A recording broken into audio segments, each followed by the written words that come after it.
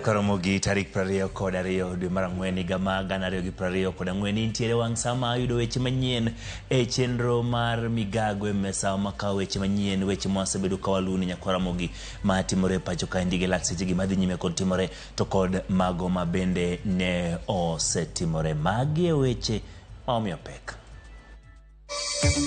Jopiny hinyore to oko kacha chande to wariambo ni watiyo to onge tich ma watiyo. Omiyo pod wane gomo kendo kiny jogewa mag jo lab kiny no wajoin gi jok ma jo thieth mar clinicians kendo kiny wane ng'anyo mar tipo Nairobi ka. Lakteche omako chung' ni ng'anyo pod dhi nyime kinde matwak e kindi kod piny owacho pok onyago lemo mora mora. Ng'at achiel otho ka mamoko adek oresi bang' korot sianyore kuomgi kaluwore kod koth mapek Kiambu. We, the Anglican Diocese of Kapsabet, pray for a speedy investigations whose findings will be made public so as to finish the growing speculations. Yudolo nyiso piny owacho mondo tim nonro mapiyo mar yango adier wi masira mar ndek jolweny mane olwar kendo nego jatend jolweny Jamadar Francis Ogola kod jolweny mamoko.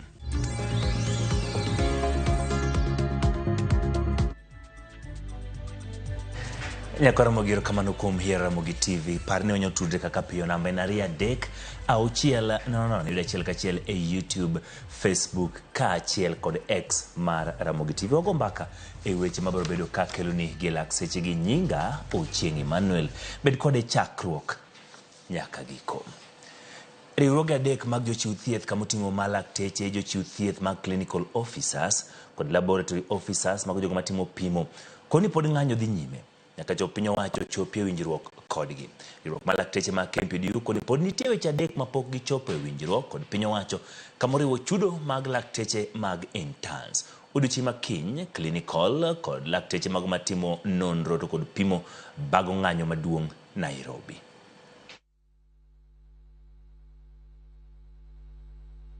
Where the government understand that we need to await for the court process before we discuss it. But we have had the idea that this is matter of collective bargaining agreement in the CBA, and therefore it should be honored, and the intern doctor should be posted immediately as per collective bargaining agreement.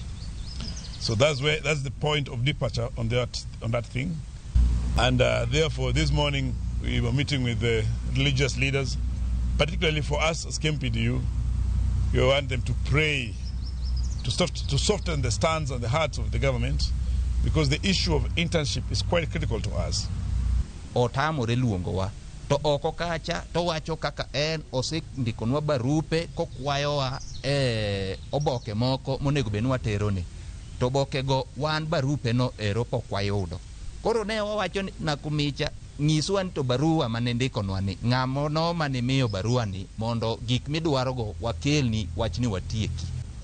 Omiyo pod wane gomo kendo kiny jogewa mag jo lab kiny no wajoin gi jok ma jo thieth mar clinicians kendo kiny wane ng'anyo mar tipo Nairobi ka.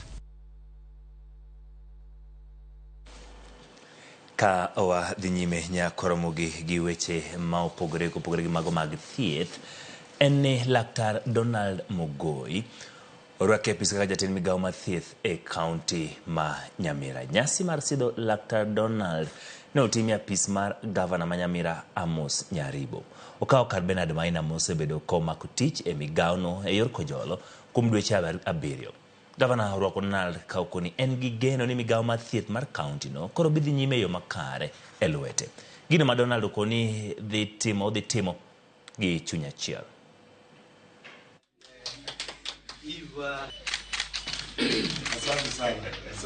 Your support that is extremely immense, and the confidence that you had in me that I'll be able to provide the services and prove to the people of Nyamira that it's possible for us to have a better health system and to eventually for them to get to access healthcare where they need it. This is the beginning of reforming the health sector. After the exit of the fire, the one who was occupying there, we have taken time to do scouting until we arrived in Laikipia, where we found Mr. Mogoi, Dr. Mogoi. We have done a lot of due diligence. He's been a chief officer. He has been a director of medical services. He has enough experience to drive the health sector of Nyamira forward. We will give him all the support he requires. We will give him free hand, and we are free for consultation anytime, because health is the weakest point of any governance. Kawuok e kaunti ma Nyamira weche mag thieth, ng'at achiel na wito ngimane kama moko adek oyudo hinyruok bang' oula lwaro kor ot e kar dak ma Ruaka e kaunti ma Kiambu. Gavana ma Kiambu Kimani Wamatangi onyiso jodak mondo miwuog e kar dak ma kono nyaka jogedo yang rang'iny utego kaber kendo ok nyal kelo masira ne jodak. Wamatangi oketo jolony mopogore opogore mang'iyo rang'iny mag utego kod mantie alwora mar neno ni utego ok nyal kelo masiche e kinde mabiro.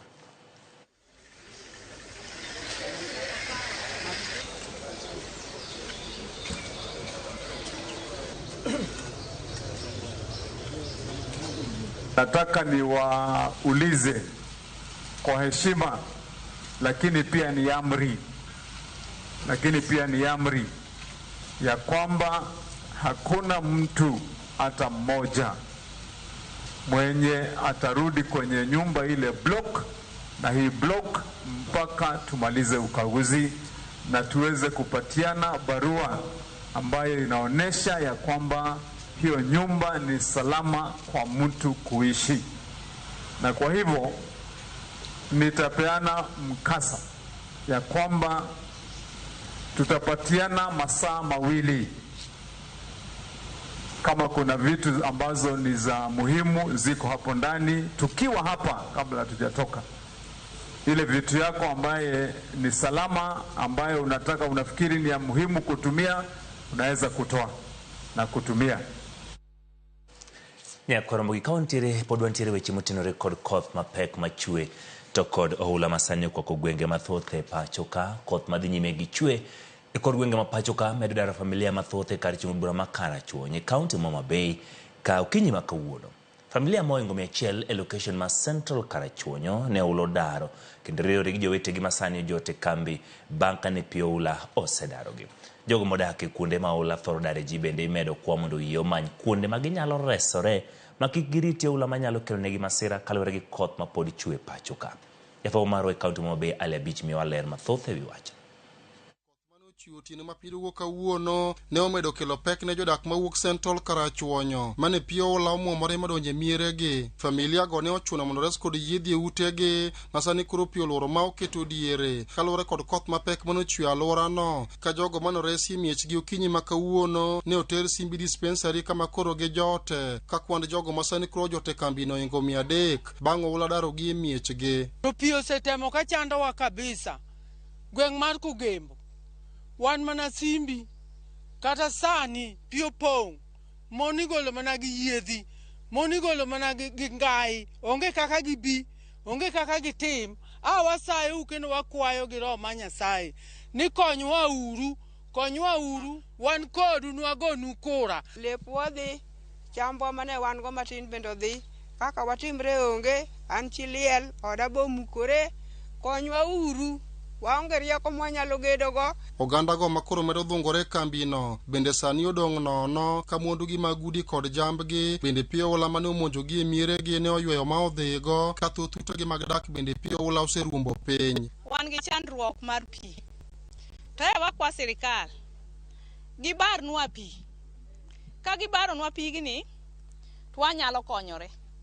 Nikech kata bed mana ni ne gimiwa chiemo to chiemo wabiro chamo sano to rumo. ka sirikal oyie gibarnwa pig cha ka donjo nam nikech sani gwendwa dhi dhoko rombe odhi diek odhi onge kaka wakonyore mattress gini mag ji odhi te onge kaka gini mine nindo supieche gi odhi te onge gimoro amora puthe odhi te e kambi kama koro ge jote ni luro nitie ni tuoche mikelo kod alwora ma ochido gi mago ma ikelo kod ng'ich nyalo monjogi anyato nyithindo matindo masani koro ge jot gi e kambi no ka dwaro nitie mondo sirikal komakore kod migepe mamoko ochwal ne familia go eko kony. Puothe go mwakonyorego puothe go gimoro amora mwalo wako gembo ka e sama wan godo ni kata nyithindo dhi yaw skul waonge gimoro amora ma nyithindo nyalo dok godo skul nikech geno wate nokethore piny mwalo ka. Wan gi nyithindo matindo e kamp ka tuoche ntiere wasandre kodgi sani ni kata kaka giyudi yedhe joma dongo be tuo goyo to gi ng'ich. Kaka Homa Bay sani sub county mar Achuonyo North jowa oseinyore gwenge mag Bala, Simbi, Kogembo, ka wadhi nyaka Osodo gi Kobuya. E kinde ni nitiere jowa mose wuok modhi nyaka kambi gidakie kembe kaka Simbi Dispensary, Osodo Primary, Kobuya Primary kendo gidwaro gik mopogore opogore machalo kaka chiemo, gik mamoko mopogore gi chiemo machalo kaka ongede, mattress, gige tedo maginyalo konyore godo e kambi. Kumachielo bende kaunti ma Meru familia maromo 50 mane pio wolodare miechgi e gweng' ma Kianjai e kar chud bura ma Tigania West ne oyudo kony ma opogore koa kuom riwruok mar Kenya Red Cross. Today we are here in Tigania West supporting households that have been displaced by the ongoing MAM rainfall. We received a call from the community with support of the ACC that the area has been greatly affected, and indeed when we came to do our assessment we realized that that was the fact. We identified a total of 50 households that were totally displaced. Wakiona dalili ya mvua, wakiona kuna mahaba yanaendelea kuwakabili, tunawaomba waweze kuondoka na kuhama waendelee mahali ambao ni salama. Alia Beach, Ramogi TV, Homa Bay.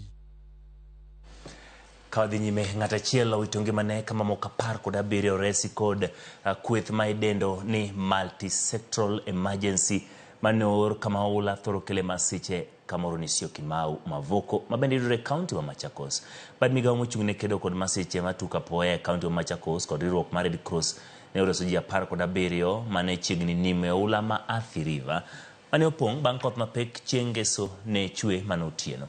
Gavana Machakos Ovinya Ndeti mane otimo limbe kuondego yango ni keto kambi ne joma oresi e kar chiwo thieth ma Kinanie ka ojiwo jodak mondo mi oritre e kindegi ma koth mapek pod medo chwe.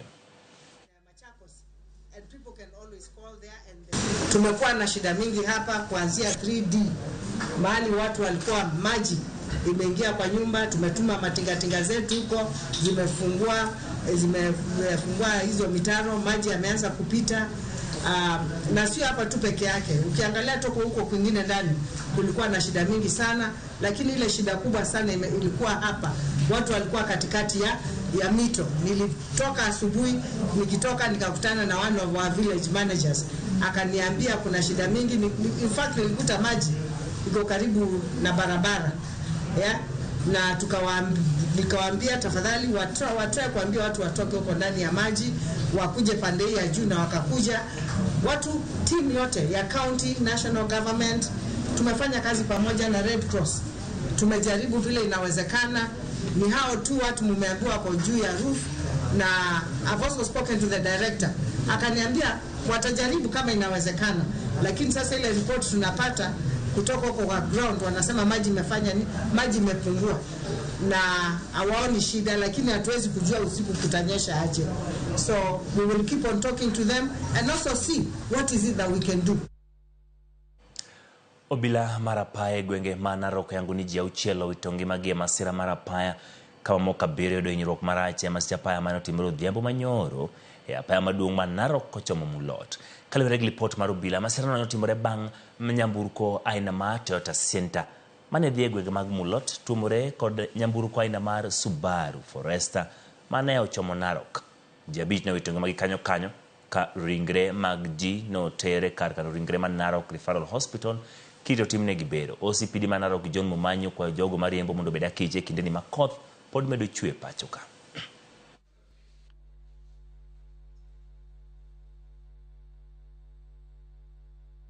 What I want to advise our drivers is that they need to exercise caution, especially this time when the weather, we are experiencing rain, heavy rains around this place that sometimes affects the visibility, and especially at night.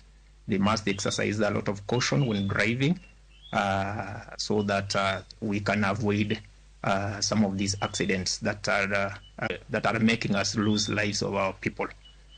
I want to convey my message of condolences to the families that have lost their loved ones. Ninasema pole na Mungu awarehemu. Ka wadhi nyime jadolo ma kanisa mar Anglican bad ma Kapsabet Paul Korir dwaro ni piny owacho tim nonro matut ewi masira mande kalapapla manoyo kapisas mag jolweny kaachiel kod jamadar Francis Ogola wito ngimagi. Kanilo ose chenro mar yawayanga kanisa ma St James Temso jadolo Korir koro dwaro ni otim nonro mapiyo mar tieko James Temso jadolo Korir koro dwaro ni otim nonro mapiyo mar tieko ni kagi korka kore odwani mondo mi kwe obedi pacho ka. Kumachiel moko kuom josiasa mago maro kako siemo jotelo moko kuom tiyo kod thuolo e seche ik apisago e gero wechegi mag siasa.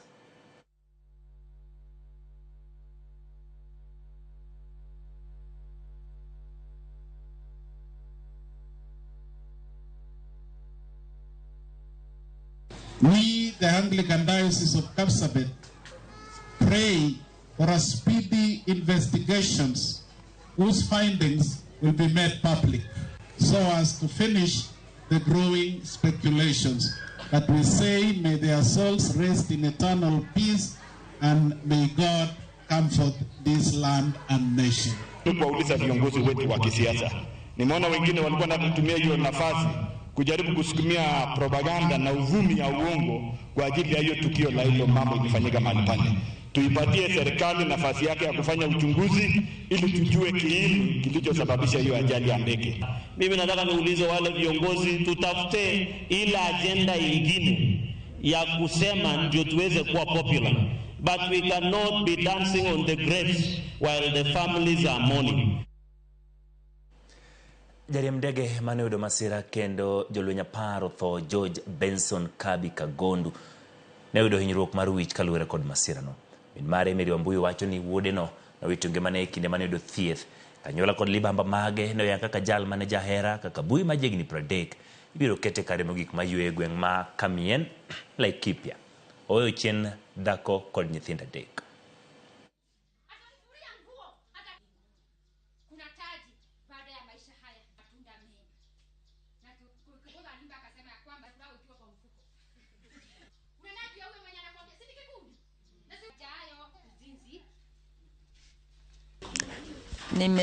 Kijana mwenye alipendana na mtoto wangu, sasa venye amewacha mtoto yangu amebaki na Mungu. Sasa mimi nasema mtoto wangu abaki na Mungu juu amewachwa na watoto wadogo 3.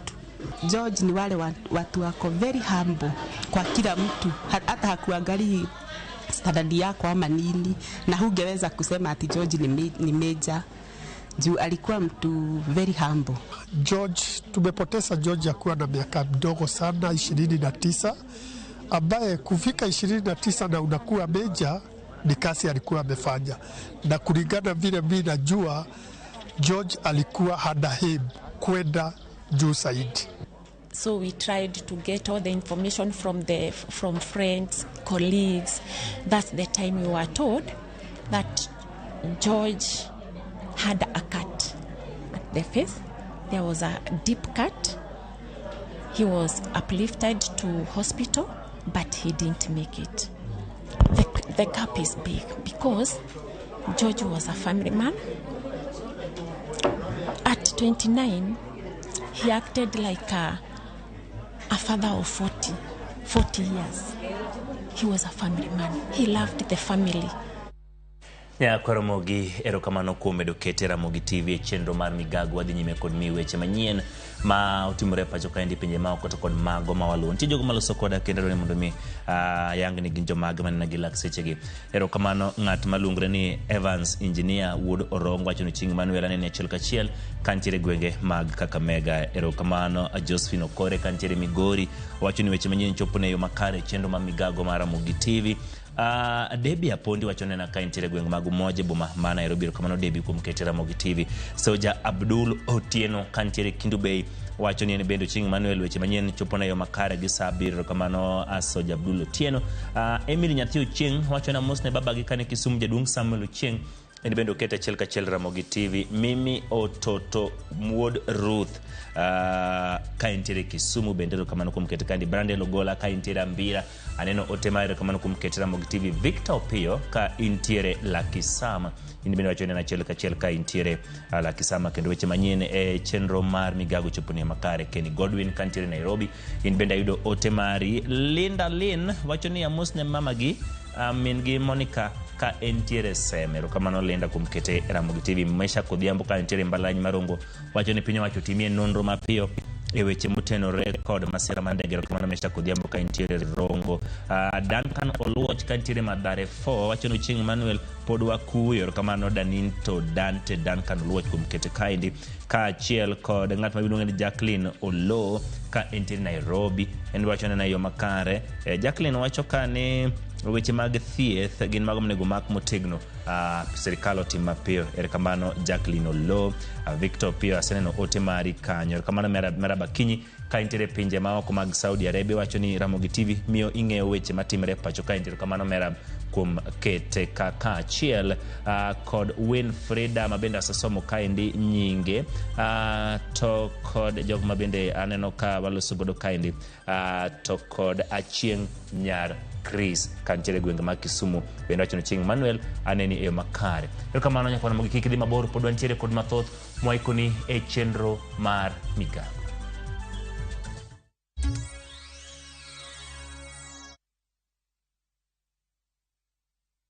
May you be blessed in your coming in and your going out. May your name be mentioned in a room filled with opportunities. May you have a Midas touch, and everything you touch, may it turn into gold. Blessings. Dial *811 *402# to get blessed. Asewacho ni nyathini toko winja. To sani, oseguro tiende dalani. In a world where faith, fear, sacrifice, and the complexities of father-son relationship collide. The son must choose his path and his own legacy.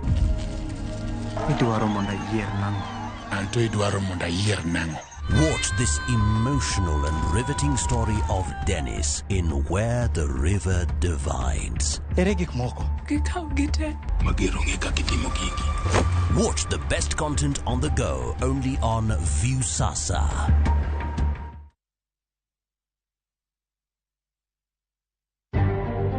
Bende isebedo gi siso mar ng'eyo gigo matimore e alworani. Sama gari ofundo ji mang'eny koyudo hinyruok to kata insurance temo hepo. Obed chenro mag sirkal, obed masira mayudo ji kar tich. In safety mari, ni kanyo. Nonro mamulo ratichi. Somo kende oken kamoro mibro wach ni ng'at mosomo ni dongere wacho ni ng'ani dhi succeed in life.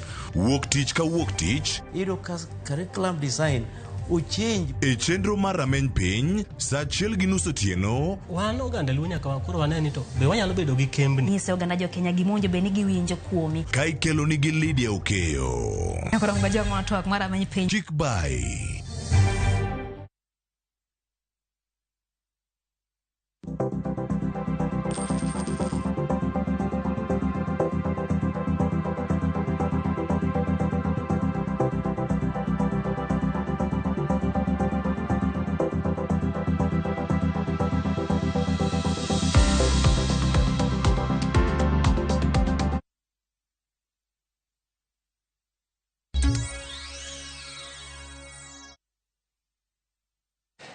Erokamano nyakwara mogi kumedo kete era mogi TV wadhi e gwenge mag Bungoma.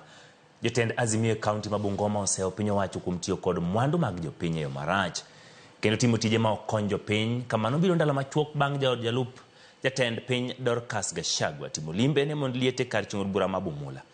Kane giloso nyasi masiro mine kar chung od bura ma Bumula, kaunti ma Bungoma, jatelo go kaunti kod MCA ma Misihu Emilio Masungo owacho ni en wich kuot ni piny owacho tiyo kod omenda mag oganda e yorno moko winjore. Jadwa ma Bumula Wanami Wamboka bende oseo piny owacho kuom mibadhi wi chiwo tije kowacho ni oganda mowuok e dhoudi ariyo kende masani tiyo e piny owacho.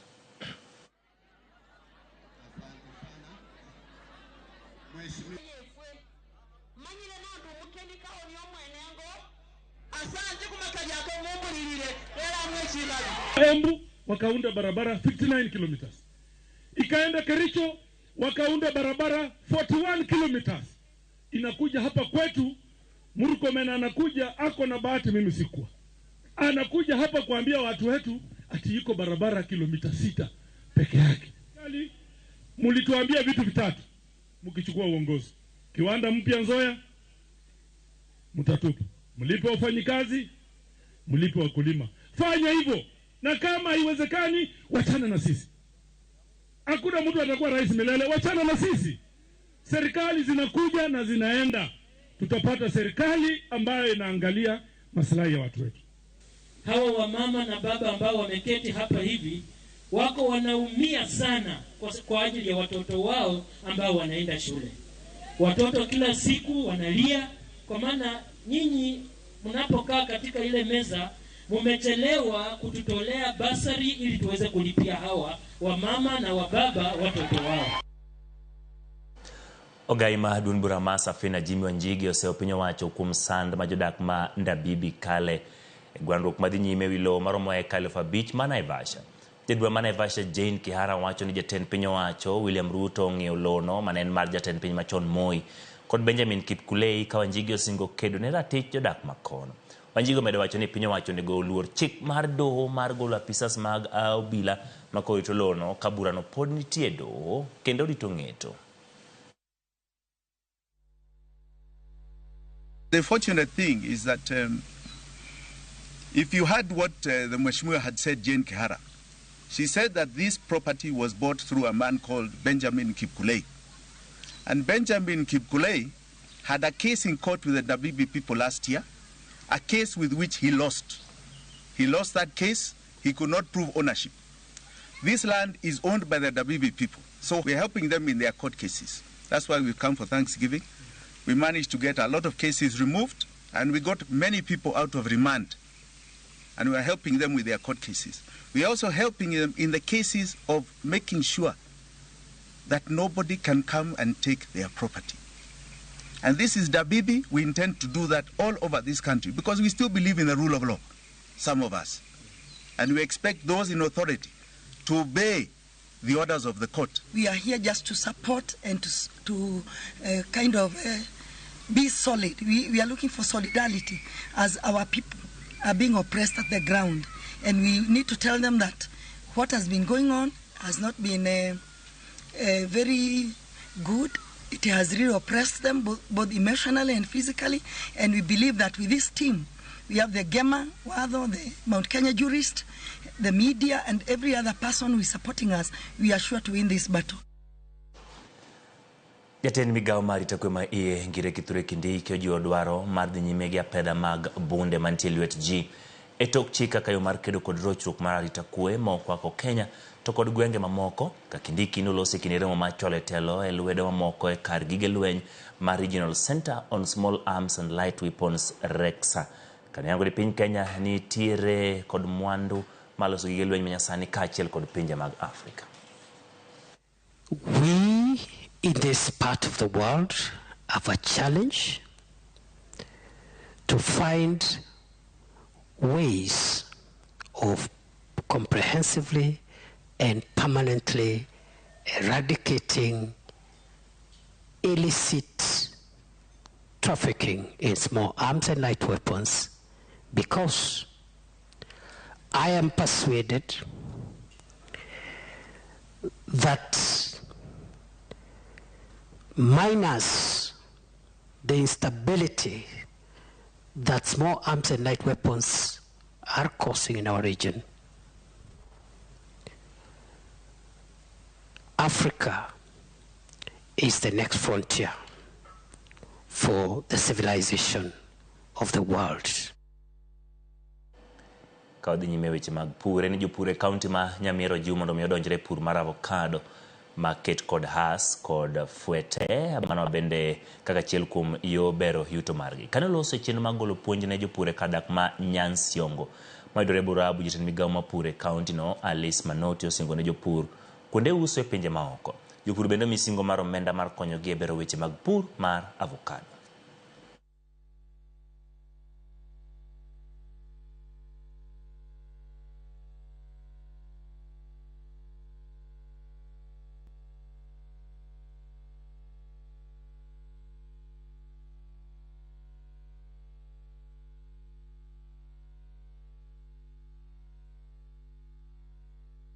People come and exploit you because you are vulnerable. You're not organized. You're not a unit. Your neighbor wants to sell at 120. Another neighbor wants to sell at 100.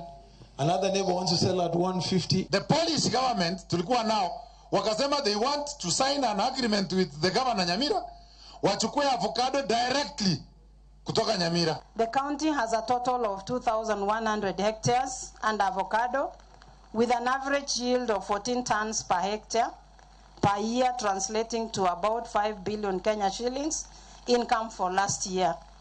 Our development partners, in collaboration with my government, will come together in charting the way forward in solving the challenges facing avocado farmers, especially in availability of the right input. Jagoro maduong' madun bura mar UDA Cleophas Malala osingo ne jokanyo mag UDA yiero ma jotend duond bura no idhi time yo maratiro kendo mana jogo moganda oyiero ema bitelo negi. Malala mani lose kaunti ma Migori wacho ni onge ng'ata ma idhi mitelo e duond bura mar UDA ka ok oyiere kod jokanyo mag UDA kata ok oyiere kod jokanyo mag UDA. Ojiwo mine kod ojende mondo mi obi wuog oko kendo lar lemo mag tele duond bura no ikinde yiero magichano. Kwa machielo Malala kwa Uganda, Luo kod Luya mondo tima chiegni kod tend Kenya Kwanza mondo gidongruok mathoth.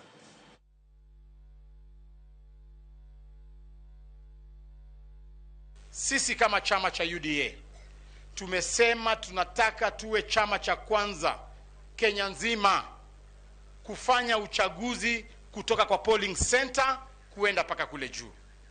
Sisi tumesema tunataka tuwe na officials ambao wamechaguliwa na chama na ambao wamechaguliwa na members kutoka kwa kila polling center wakikuja kule juu. That is why tumetangaza uchaguzi.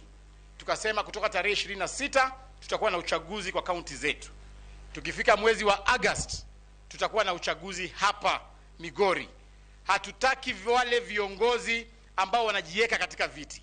Chama cha UDA kinasisitiza kabla uwe kiongozi ni lazima uchaguliwe na wananchi wa hapa chini. Sio mambo ya kuchaguliwa ati kama wewe ni rafiki wa party leader, wewe ndio unakuwa official na unapewa tikiti direct. Chama cha UDA hakina maneno ya direct ticket. Ukitaka tikiti ya kusimama kwa chama cha UDA ni lazima uende usimame pale chini kwa mwananchi. Ya koromogi tok report mar UDA no bende wayudo jogo mabende loso kod wachiel kachiel. Erokamano Susan Adhiambo ka intiere gwenge mag Nairobi wacho no Ching Manuel amor gi kako kelno weche manyien e chenro mar migago. Erokamano kuom kete Ramogi TV. Steve Rakwaro ka intiere kamoro ni Daraja bende wacho no Ching Manuel aneni eyo makare amor gi chenro mar migago kaka pile wayudo weche manyien. Ng'at ma luongore kanyo ni Zawadi bende wacho no Ching Manuel aneni kantiere pinje maoko kendo amor kaka ukelno weche manyien. Erokamano Zawadi kuom kete Ramogi TV. Reni Maria kantiere Nairobi bende ng'iso no Ching Manuel aneni kantiere chuny boma ma Nairobi e wang' saa 7 otir. Erokamano Reni Maria kuom kete Ramogi TV.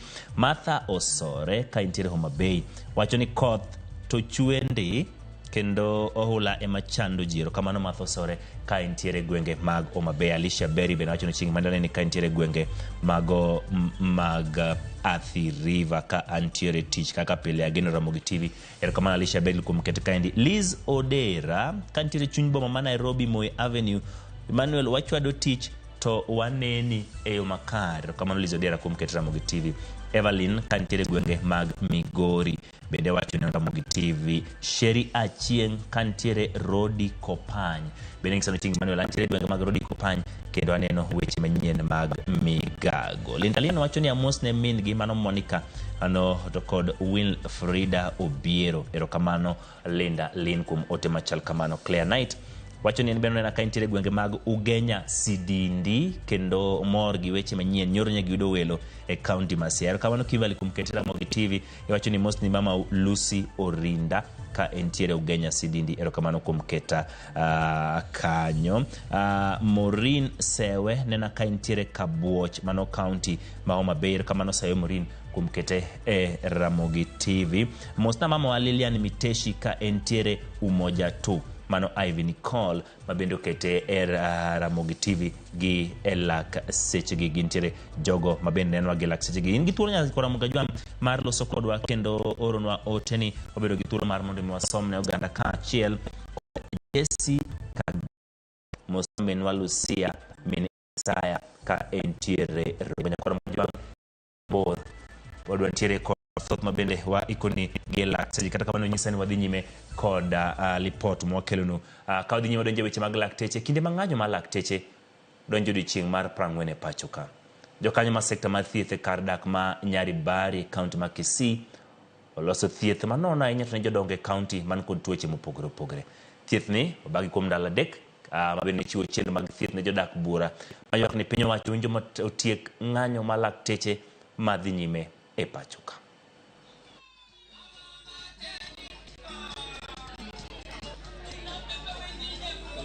Kuitia se kwa jeni chaef kare no kwenye ule barabara. Ndio manaiko ya gasi ndio ile maisha ito ndio kwa bana. Abiambia ni kama kiasi ndio ile tuwe kwa ile chuo kwa magega. Tafadhali natoka na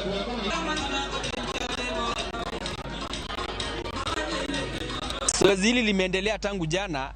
Kumekuwa na watu wengi sana wenye wametoka. Tulikuwa tunatarajia watoke Nyaribari Masaba na Gesusu waswa juu hapa ni nyumbani, lakini wametoka hata kutoka Kisii Town, Keroka, wengine wametoka Bobasi, wamekuja hapa kwa sababu kuna mgomo wa madaktari unaoendelea. Tumeona watu wengi hapa nyumbani, hasa wodi zake zote, watu wamefurika kwa wingi. Tumeona magonjwa mbali, madaktari wako hapa wamebeba magonjwa ya sukari, magonjwa ya pressure, tuko na madaktari wa chakula wako hapa, wa macho, wamefanya kazi mzuri na wamesaidia watu wetu, wamepatiwa madawa ya bure, hakuna pesa yoyote ambayo wamepeana hapa. Sasa nimeangalia vile kazi inaendelea, iko pambamba na watu wengi wanajaa hapa, wanatibiwa, wanatumiwa utaratibu.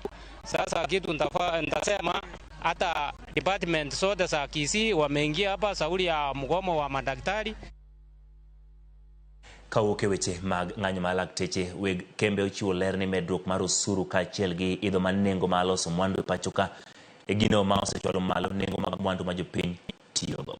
Kane giloso nyim kamati mar od bura mamalo mochung' ne weche mag dongruok ohala gi kembe, johalago wacho ni thoth mwandu ma giuso gigolo e pinje maoko kaka yorno maduoko osuru piny ma emiyo kembe maloso mwandu e pacho kaendi. Jatije maduong' e kambi ma Unilever Kenya Lak Ochieng' nokwayo piny owacho maduong' mondo oduok piny osuru mimiyo kembe gino mabiro nyayo tije ne jopiny.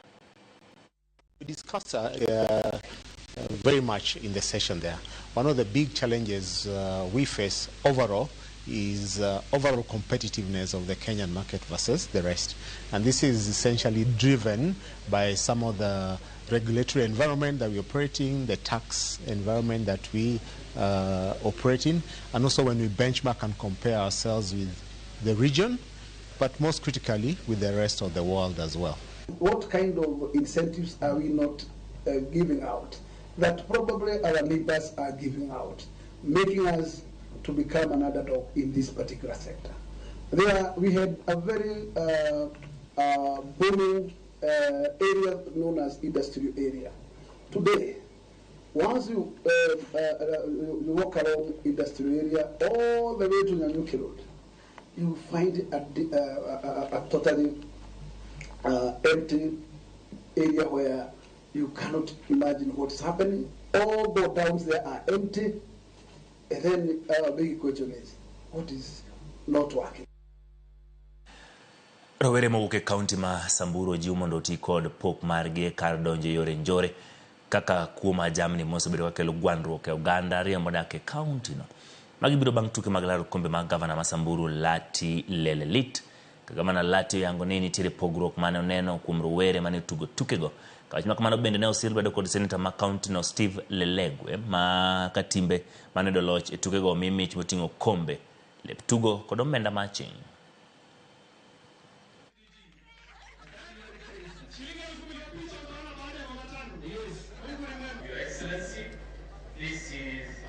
Inanifurahisha roho yangu yote ni kuona watu ya Maralal wakikaa wote bila ukabila, bila umri, bila vile mtu anakaa kikazi, wote tunakuwa hapa bila kutoka gavana mpaka kila mtu.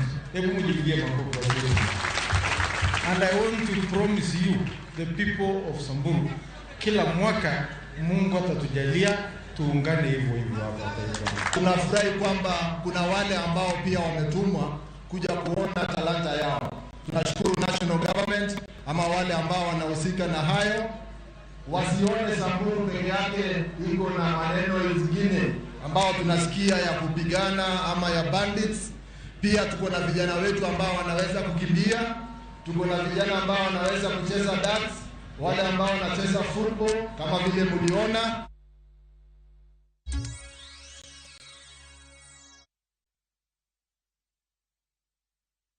Are you ready to turn your Skiza tunes into cash?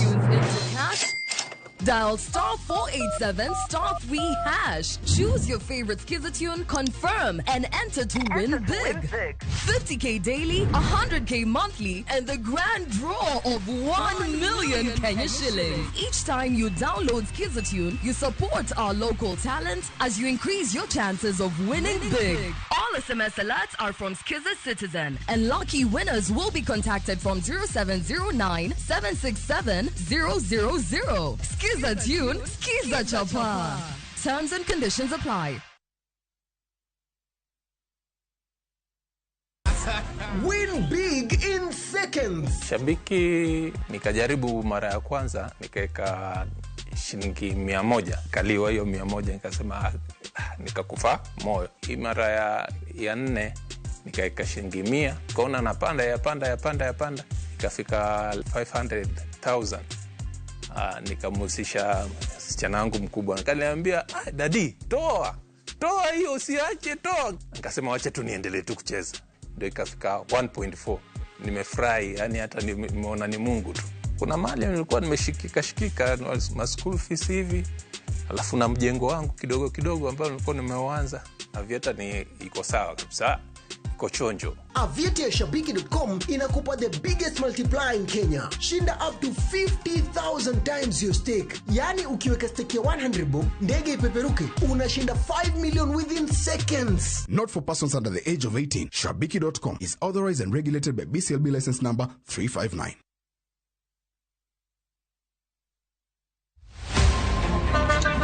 Baya, tuanze kulipa kadi sasa. Na kadi ni cashless. Umesema tunaweka pale? Na kwa ile namba. Mimi niko na cash. Nisaidie hiyo na namba yako ya simu. Nakusote. Kain jawuoth mar matatu e safar machiegni kata mabor. Non kendo yang ni chulo fare mari kokalo e yor mbui. Non ane ka yudo receipt mari e simbi. Kama sira ujuki kendo idwaro ni ochuli gi kambi mar okumba. Receipt mari kata digital receipt eneno mari ma ibiro golo. Kain wuon matatu dwarore kokalo kuom okumba mari mondo ibed gi yore mag chudo kokalo e lony manyasani. Mondo matatu mari oyud okumba. Mambo ni digital. Tudri gi jal ma uso okumba mondo ing'e mathoth.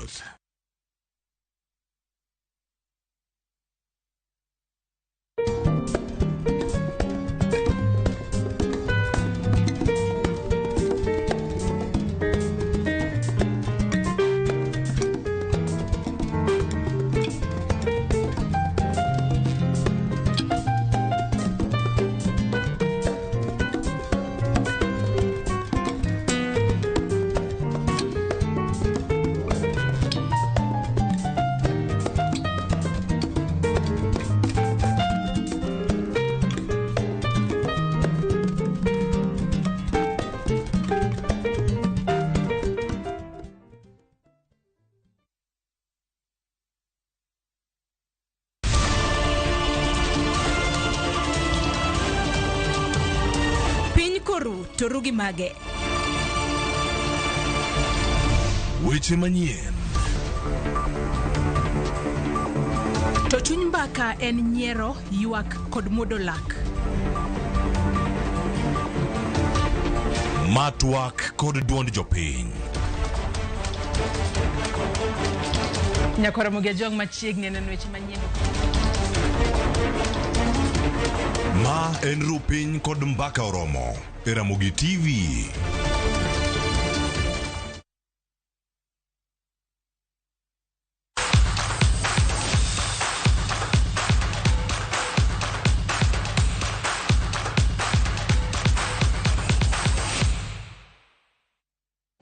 Machiegni weche mag tuke gol mogik e dakika ma 91